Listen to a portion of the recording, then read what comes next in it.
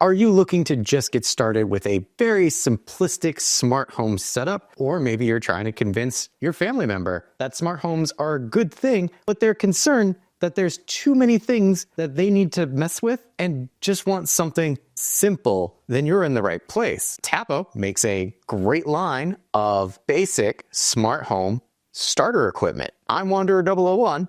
Let's get into it. Starting off, for this particular style setup, you're going to need something like this. This is the Tapo H100 Smart Home Hub. This hub allows you to connect to all the other smart home devices that we're going to be discussing, because those devices don't directly connect to Wi-Fi. They connect to the hub, which connects to Wi-Fi. The hub itself can connect up to 64 of these smart devices, and it uses a low power wireless protocol for energy efficiency. What do I mean by that? Well, being on all the time, it only uses 0.6 watts of power, which is ridiculously low when you think about it. It also offers long range capability. I am in a 1,400 square foot house, and I have things all the way on my third floor and all the way on my lower floor, and this is centrally located and can talk to all of them. Not only that, it can double as a doorbell chime if you have a Tapo Smart doorbell like I do. Review over there in the corner.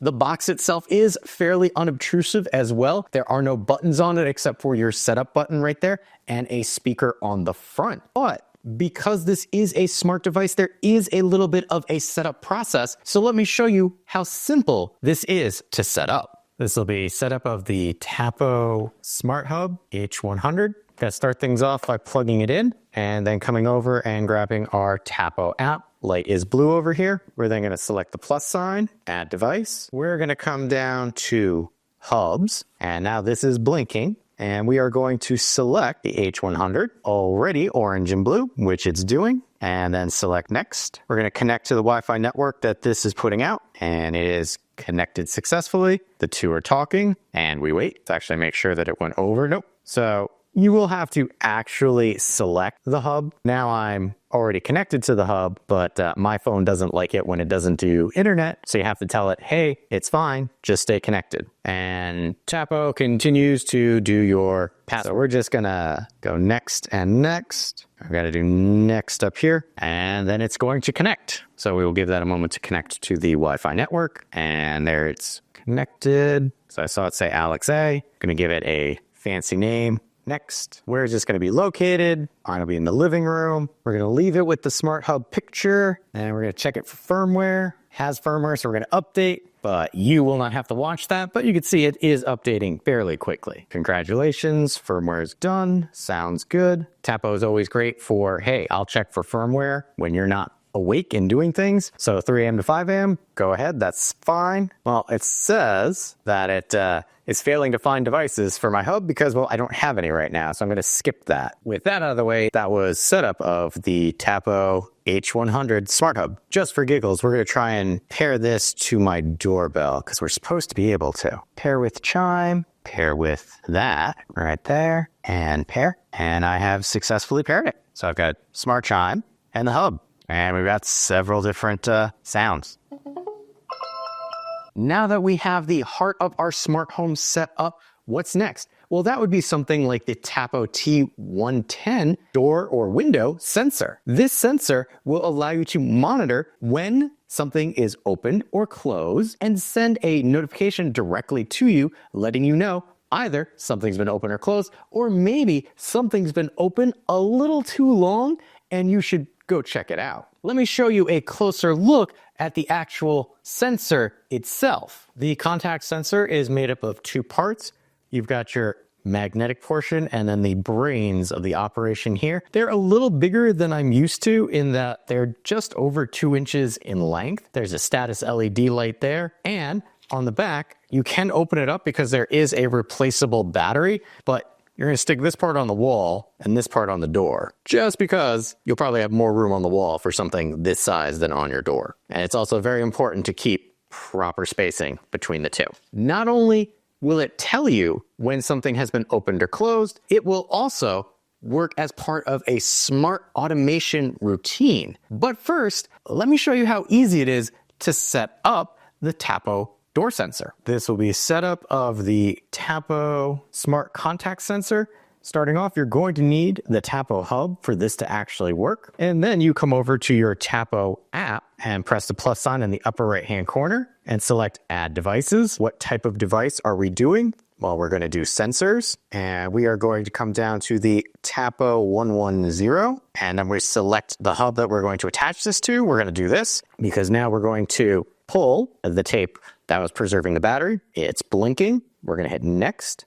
And it's telling us to make sure that it is blinking, and it is blinking. And now it's connecting it to the hub, and the hub is blinking. And here we go. It's picked it up, wants me to name it basement door, and we're going to give it a location and select next. And then we can pick an icon for it. So I'm going to be using this for a door. So I'm going to select a door, and almost done. We have to check for firmware. Firmware looks good. So it says we can do done. Add another contact sensor or placement guide. If we swipe through the placement guide, it's going to kind of tell us how to use the sticky, how to do the measurement, and then we could say done. And there we go. We can see right there, that was set up. Now, unlike the home base, the door sensor actually has a little bit that you can do with it in the Tapo app itself. Let me show you what you can expect from the door sensor in the Tapo app. And this is what it will show in the application. You've got a picture, you've got the name, you could see the event log. I can view the entire event log. I can go back to a different day. I can filter for a specific type of log that I'm looking for. We have smart actions. We could set it up where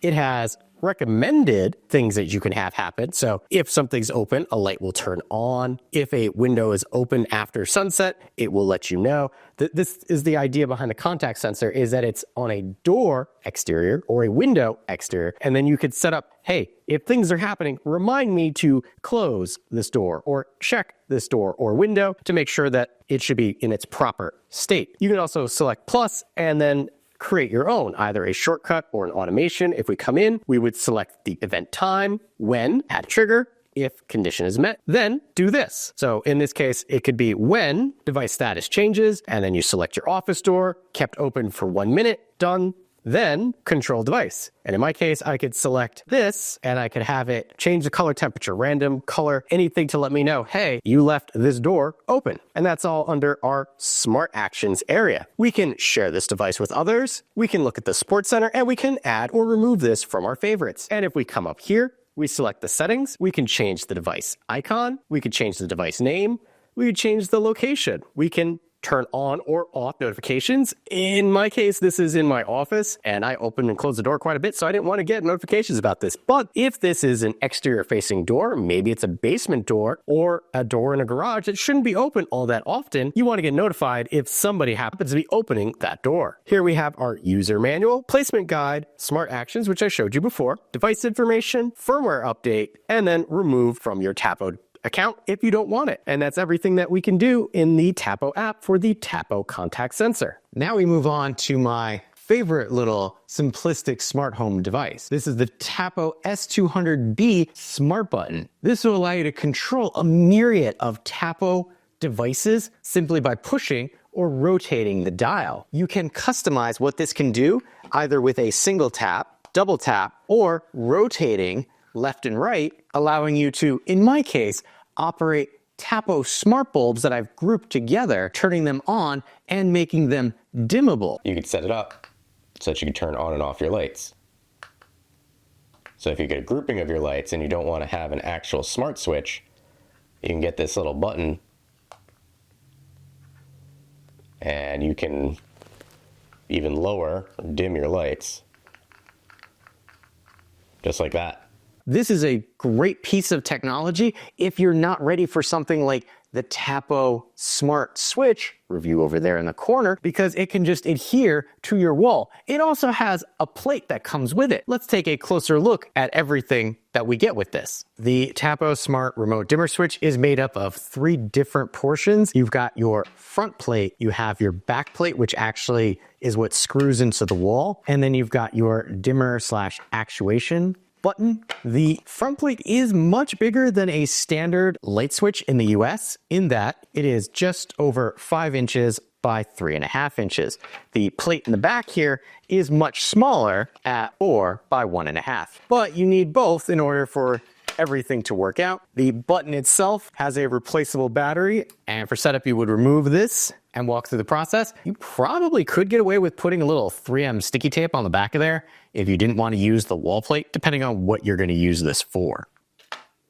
But it's magnetic, so you could use the wall plate if you wanted to. Now it's just a matter of deciding if you want the plate or just the stick up. Because this is a smart device, there is a setup process for it, but it's really simple. Let me show you. This is setup of the Tapo Smart remote dimmer switch. Probably best to do this before you actually put it up, since you have to peel that tape off the back. So besides peeling tape off, you also have to have a compatible Tapo hub of some sort. Once you have all that together, you're going to open up the Tapo application, press the plus sign in the upper right hand corner, and then select add device. So we're going to say this is a switch or button, and this particular button is the S200D. Select the hub that we're going to attach it to, and then we're going to come around here and remove the tape. There actually is a blinking LED light there. We're going to hit next, and it's probably going to ask us, is that blinking? We're going to say, yes, it is blinking.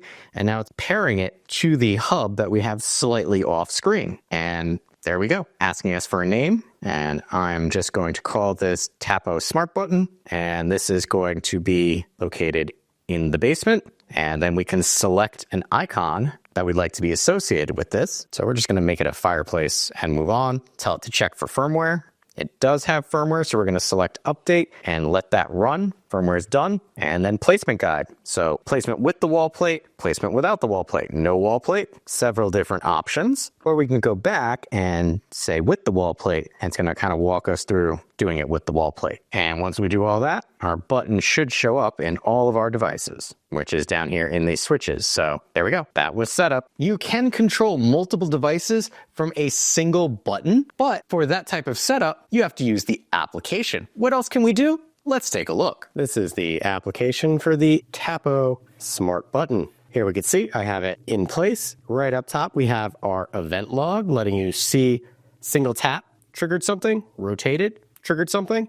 I can come in here, I could view the entirety of the log. I can go back to days, see what's been happening. We've got our smart actions area right here. So right now I have the button set up that if I click it on or off, it's going to turn on and off a single Tapo LED light bulb. But if I come into smart actions and I wanted to turn one of these off, so hypothetically, if I turn it on, I can rotate it to adjust the brightness. But if I wanted to turn that off, here you can see I rotate it, it'll rotate down, but not rotate up because I've turned off that action. Once I come in here, I can turn that back on just like that. We can also create a new action. So we could create a shortcut or an automation. If I select an automation, you can select the effective time of it. And then when, add a trigger, specific device time or arrive and or leave. Then you can add a condition, device status or automation status. Then a specific thing happens. So in my case, I created a, if this is pressed, then the light is turned on. But it also has, if this is pressed, then the light turns off. So here you can see it's effective always. If my smart button is pressed, then, and because I don't have a condition, turn on or off. And then I could come in here and see a history of on or off. Here are all the successful triggers that have happened. That's all under your smart actions. You can see you can have several different smart actions for the button. You have the ability to share this device, access the support center, and then keep it on favorites. And that's the controls. If we come up to the sprocket in the upper right-hand corner, this is our settings. This will allow us to change the device icon, change the device name, change the device's location, and then double tap, which will now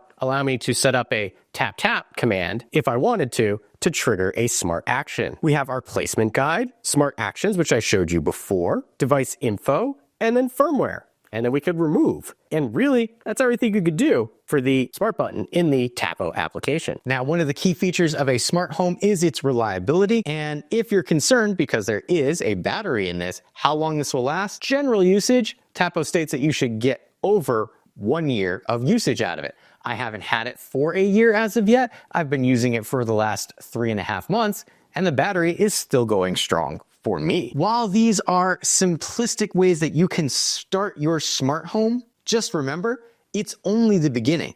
As you expand your ecosystem, you can add other Tapo products, more of which I will be sharing later. Or if you're interested in the corner there, I have a lot of Tapo smart cameras that I use around my house. Tapo makes a great selection of smart home tech, from cameras, color LED bulbs, to doorbells. Whether you're looking to enhance your home security, increase convenience, or just dip your toe into the world of smart homes, this Tapo Trio is an excellent place to start. Even though I have pretty well built out my smart home, I have integrated these into my personal smart home setup. Because of that, I can strongly recommend them. If this sounds like the simple start to your smart home, or are ready to expand on your pre-existing smart home, I will have links where you can pick up everything I talked about in the description area below. If you appreciate the time and effort that goes into making comprehensive videos like this, make sure to hit that like button to help other people find the video as well. If you like what I'm doing here and want to be notified of my next review, hit that subscribe button. Still not sure if this is the right start to your smart home? On screen now, you'll see 2 other reviews that I've done to help you make a more informed decision for yourself.